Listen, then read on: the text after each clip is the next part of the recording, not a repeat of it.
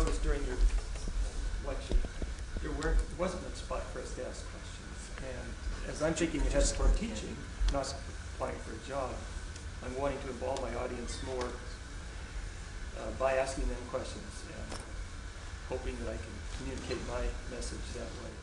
Yes, by the way, of course, the first thing to do is to always repeat the observation or question for two reasons.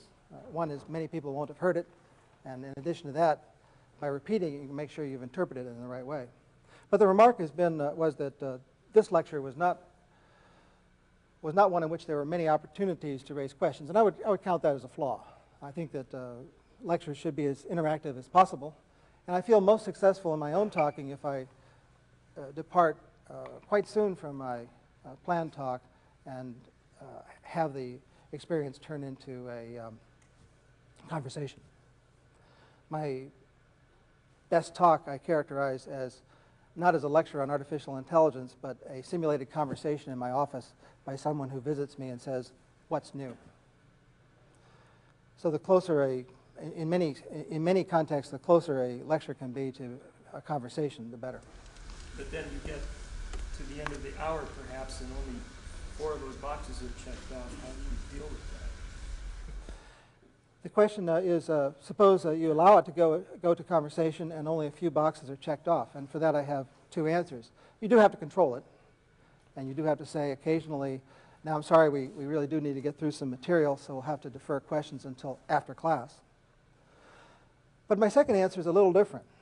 I believe increasingly that my value as an instructor is not to talk about the facts, but rather to talk about my opinion of the facts and the opinions of my colleagues with respect to the facts, and my understanding of how the people who discovered, uncovered, or developed the facts did all of that. That's where I see my value. So the conversation seems to me to be the most important kind of thing I can do, and the facts themselves can be conveyed by other means. The use of slides to some extent is a matter of style. I know people who effectively will put their entire lecture on overhead transparencies, which means, of course, that it goes by much too fast for people to write anything, which means in turn that you must hand out copies of those transparencies before you begin. And I think that's okay if the material allows it. For much of what I do, I think it makes things go by too fast. So I will take the same material and put it on the board, and the speed match between my writing and the absorption speed of my students seems to be better. But there are some things you can't do on a blackboard. You can't draw elaborate diagrams. For that purpose, I will often repair to a slide, not with a view toward having people study it or with a view toward explaining it in every corner, but with a view mostly to showing how the ideas I've been presenting on the board scale to the real thing. I've personally been nervous before every talk I've given in the last 30 years. And I think being nervous is not something you can turn off or shut down, but instead it's something to learn to use.